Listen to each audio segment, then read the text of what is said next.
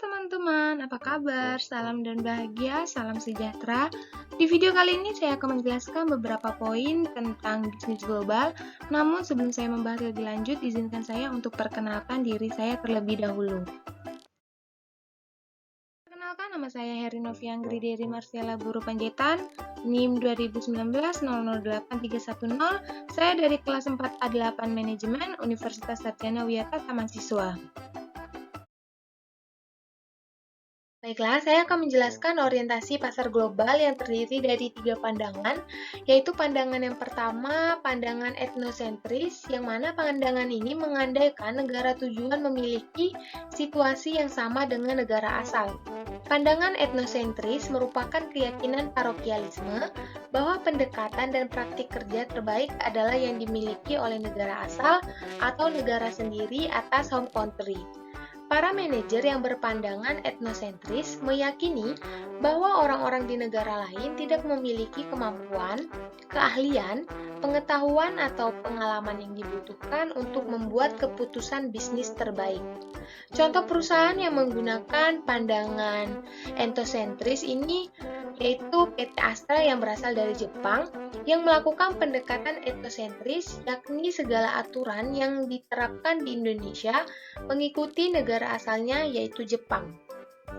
Pandangan yang kedua yaitu pandangan polisentris, yang mana pandangan ini mengandaikan tiap negara memiliki keunikan.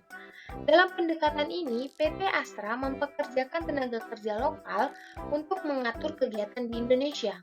Pendekatan ini bertujuan untuk memahami standar kerja lokal dengan lebih baik, serta untuk mereduksi biaya kompensasi yang harus diberikan kepada pekerja ekspatriat. Kebijakan ini sekaligus menunjukkan bahwa perusahaan juga memperhatikan kesejahteraan penduduk lokal dengan memberikan berbagai kesempatan lapangan kerja dan tidak hanya mengeksploitasi sumber daya alam setempat saja. Pandangan polisentris memandang bahwa para karyawan di negara tuan rumah atau host country mengetahui pendekatan dan praktik kerja terbaik untuk menjalankan bisnis di negara tersebut. Para manajer berpandangan polisentris menganggap bahwa semua operasi luar negeri bersifat berbeda dan sulit dipahami.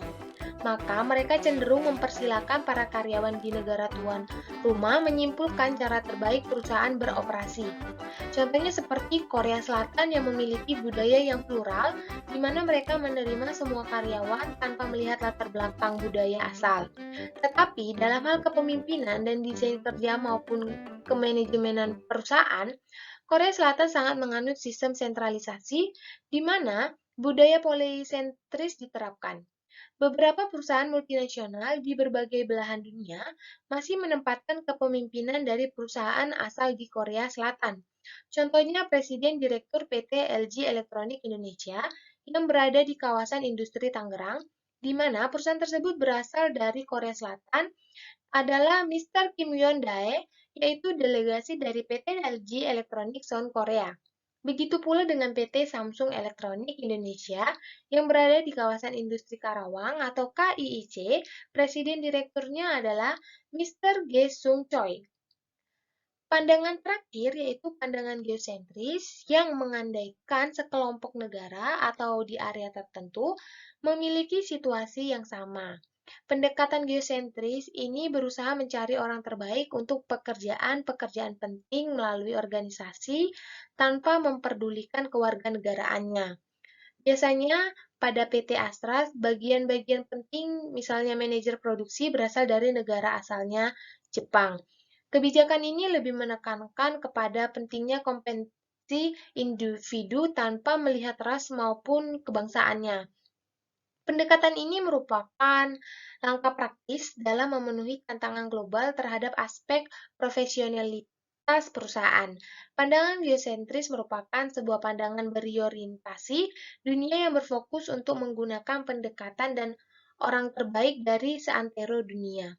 Para manajer yang berpandangan geosentris memiliki wawasan global dan mencari pendekatan dan orang terbaik tanpa memandang asal negaranya. Pandangan geosentris menuntut dihapuskannya pandangan parokial dan dikembangkannya pemahaman mengenai perbedaan antar kebudayaan. Inilah tipe pendekatan yang dibutuhkan para manajer sukses dalam lingkungan global masa kini. Contoh perusahaan Molex merupakan contoh tepat dalam menempatkan orang dalam posisi yang tepat. Pada budaya Korea Selatan menganut non-etosentris di kalangan fungsi lini karyawan. Tetapi efek dari hal itu menimbulkan budaya polisentris pada kalangan jajaran manajemen atas.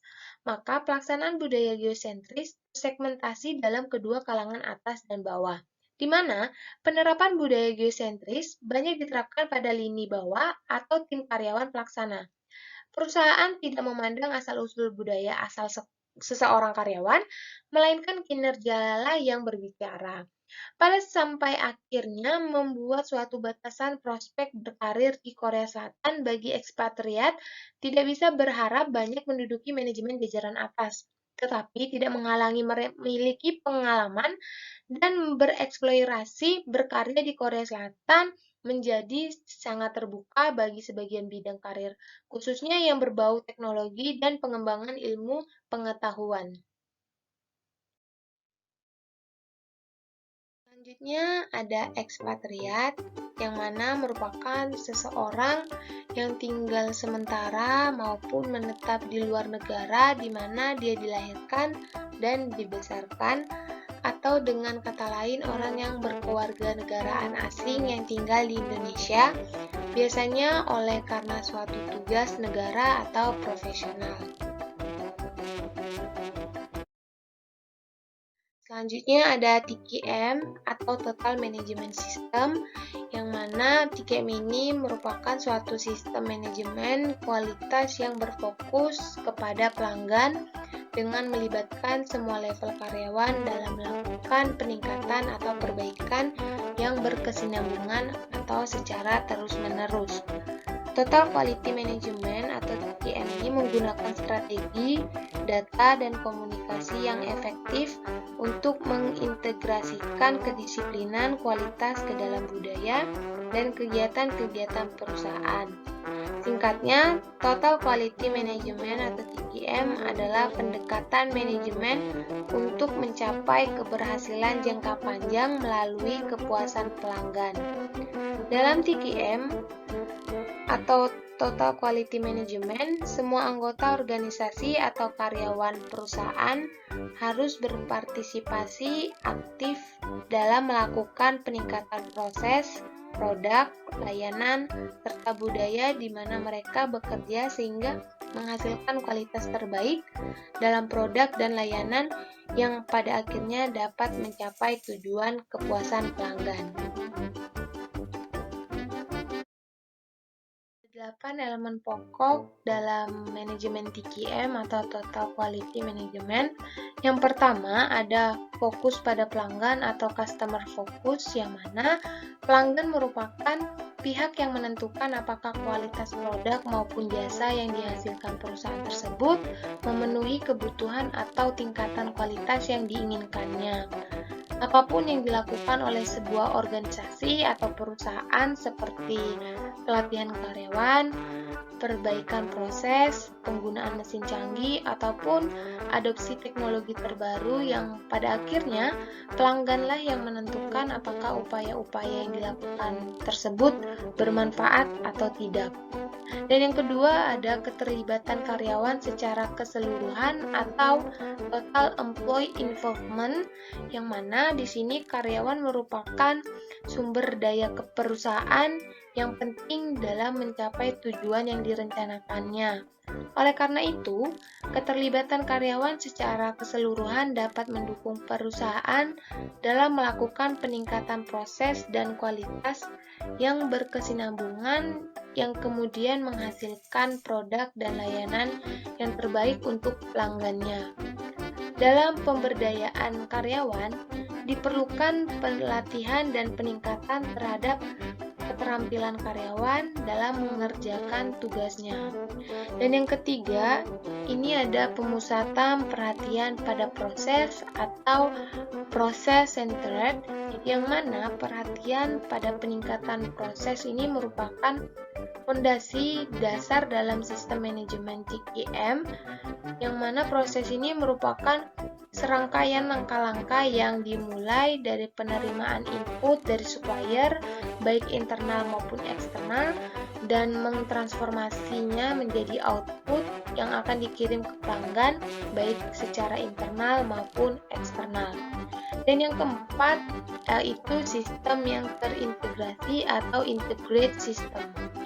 Di sini meskipun terdapat banyak keahlian dan ruang lingkup kerja dalam suatu perusahaan yang membentuk departementalisasi secara vertikal maupun horizontal, semuanya memerlukan suatu sistem yang terintegrasi dengan baik agar visi, misi, strategi, kebijakan, tujuan, dan sasaran perusahaan dapat dikomunikasikan dengan baik dan jelas kepada semua karyawan.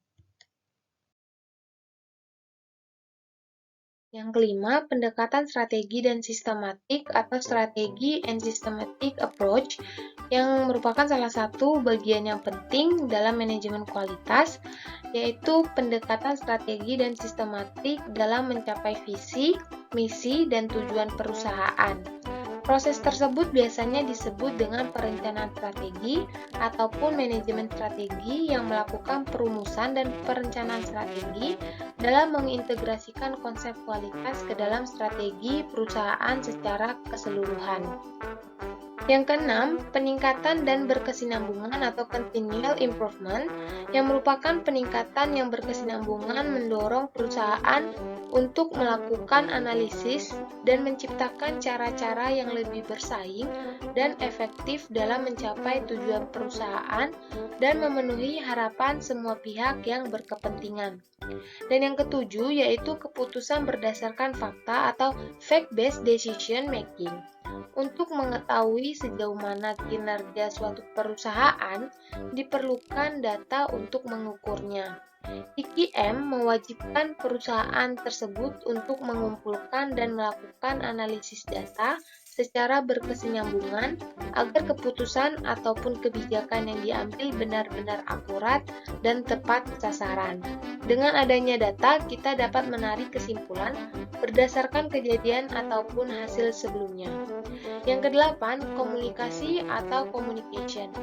Dalam operasional sehari-hari, perusahaan pasti akan mengalami perubahan dalam strategi, kebijakan, jadwal maupun metode pelaksanaan. Perubahan tersebut perlu dikomunikasikan dengan baik kepada semua karyawan yang bersangkutan. Komunikasi yang baik juga akan menimbulkan motivasi dan semangat kerja dalam mencapai tujuan perusahaannya.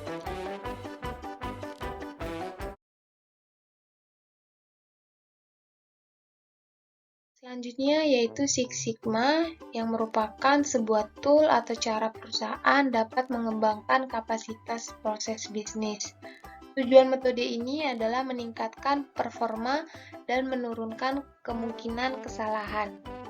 Six Sigma ini merupakan alat manajemen baru yang digunakan untuk menggantikan Total Quality Management atau TQM yang sangat terfokus terhadap pengendalian kualitas dengan mendalami sistem produksi perusahaan secara keseluruhan. Di sini saya akan menjelaskan dua metode utama yang digunakan untuk Six Sigma, yaitu yang metode pertama ada DMAIC atau Define, Measure, Analyze, Improve, and Control, dan metode yang kedua ada DMARV, yaitu Define, Measure, Analyze, Design, and Validate.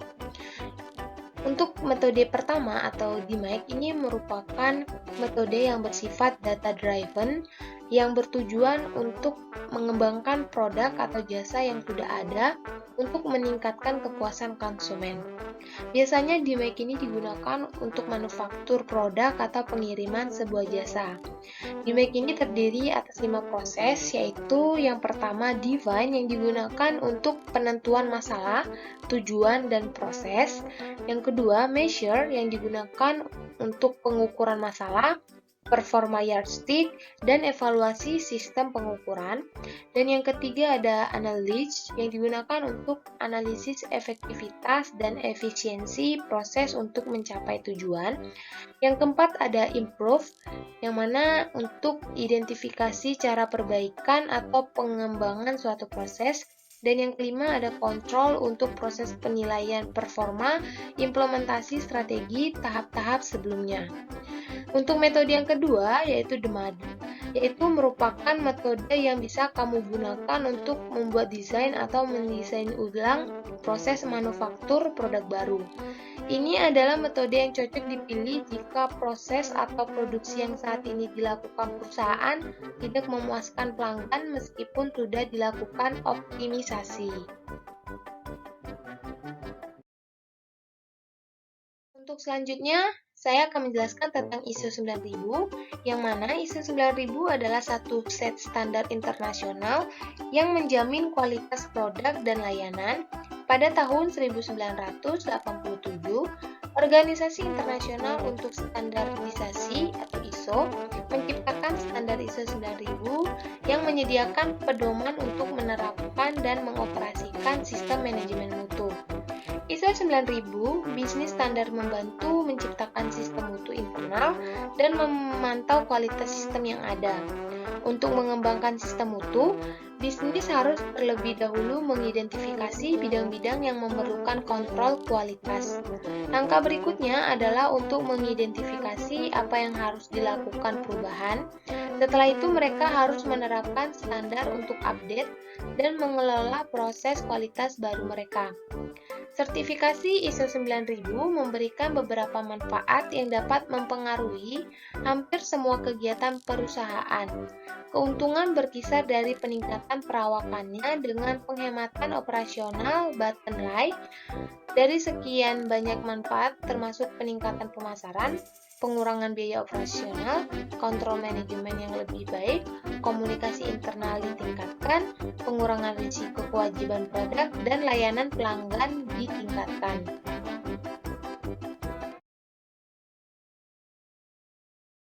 Selanjutnya yaitu just in time atau sering disingkat dengan JIT, yang merupakan suatu sistem produksi yang digunakan untuk memenuhi kebutuhan pelanggan tepat pada waktunya sesuai dengan jumlah yang dikehendakinya.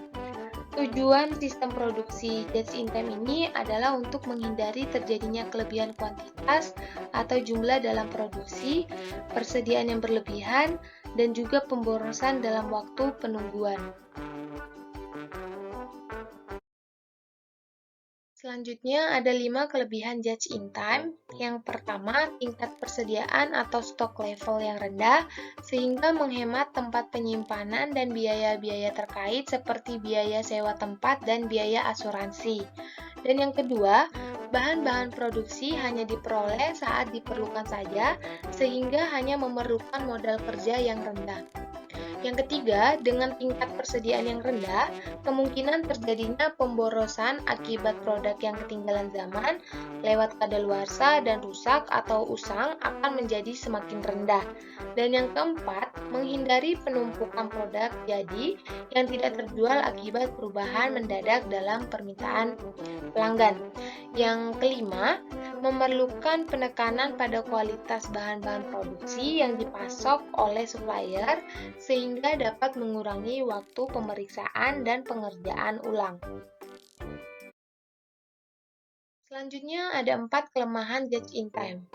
Kelemahan yang pertama yaitu sistem produksi just in time tidak memiliki toleransi terhadap kesalahan atau zero tolerance for mistakes, sehingga akan sangat sulit untuk melakukan perbaikan atau pengerjaan ulang pada bahan-bahan produksi ataupun produk jadi yang mengalami kecacatan.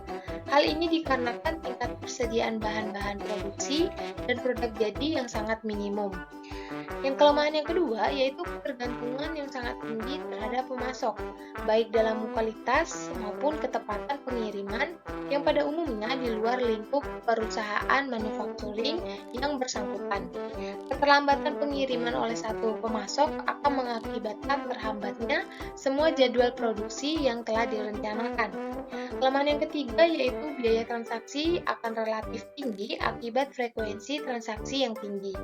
Dan kelemahan yang keempat yaitu perusahaan manufacturing yang bersangkutan akan sulit untuk memenuhi permintaan yang mendadak tinggi karena pada kenyataannya tidak ada produk jadi yang lebih.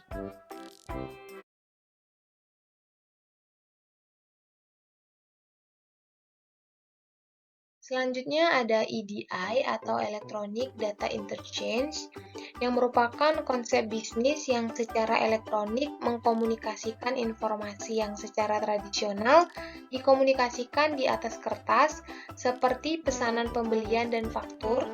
Standar teknis untuk EDI ada untuk memfasilitasi pihak yang bertransaksi instrumen tersebut tanpa harus membuat pengaturan khusus.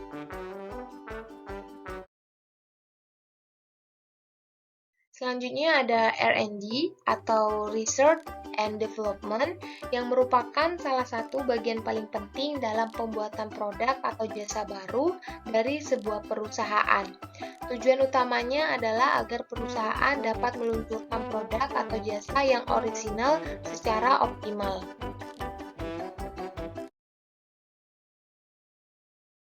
Selanjutnya, manfaat R&D. Yang pertama, mendapatkan hak paten. Keuntungan untuk menjalankan research and development adalah perusahaan bisa mengajukan hak paten atas produk atau layanan baru yang dikembangkan. Dikarenakan tujuan utama menjalankan R&D adalah agar perusahaan terus inovatif, hak paten ini menjadi penanda akan hal tersebut. Perusahaan jadi lebih kredibel di dalam industri yang dijalani, lalu bisa mendapatkan keuntungan jangka panjang lainnya. Contohnya, ada dua perusahaan yang memproduksi mouse untuk komputer dan laptop, yaitu perusahaan A dan B. Katakanlah pada mouse perusahaan A terdapat inovasi baru yang dapat mempermudah scrolling. Tambahan tersebut sudah dipatenkan, sehingga perusahaan A terdaftar sebagai pihak yang menciptakan dan mengembangkan inovasi tersebut. Sebagai pelanggan, tentu kita akan lebih tertarik dengan perusahaan yang menjadi pelopor dengan menawarkan fitur baru, kan? Manfaat yang kedua yaitu finansial perusahaan yang membaik. Alasan lain mengapa R&D penting untuk perusahaan adalah dalam proses ini, kamu bisa memperlihatkan secara langsung visi perusahaan kepada calon investor. Sebagai investor, tentu mereka mengharapkan sales growth yang positif di saat ini dan di masa depan. Dengan menjalankan R&D, kamu menandakan bahwa perusahaan akan terus muncul dengan inovasi baru dan berkembang baik itu dari segi produk maupun bisnis. Manfaat yang ketiga yaitu mengurangi pengeluaran. Keuntungan research and development yang selanjutnya adalah mengurangi biaya manufaktur. Dalam tahap awal riset, kamu pasti sudah mengumpulkan informasi terkait pasar yang ditargetkan, kompetisi, dan lain-lain. Hasil riset tersebut dapat memperjelas arah pengembangan produk, sehingga biaya produksi tidak terlalu tinggi dan kamu bisa menjual produk dengan harga yang bersaing. Selanjutnya, manfaat yang keempat dapat merekrut kandidat yang berkualitas. Keuntungan research and development yang terakhir adalah perusahaan dapat merekrut kandidat yang berkualitas. Apa hubungannya riset dan pengembangan dengan perekrutan kandidat berkualitas? Tak hanya kandidat yang berusaha mendapatkan perusahaan unggulan, setiap perusahaan juga ingin mendapatkan kandidat yang terbaik. Kandidat unggulan biasanya tertarik dengan perusahaan yang inovatif dan selalu melakukan hal baru.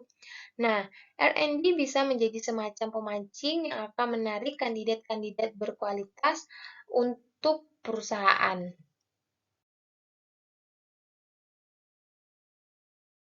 Sekian video penjelasan dari saya. Bila ada salah kata, saya memohon maaf.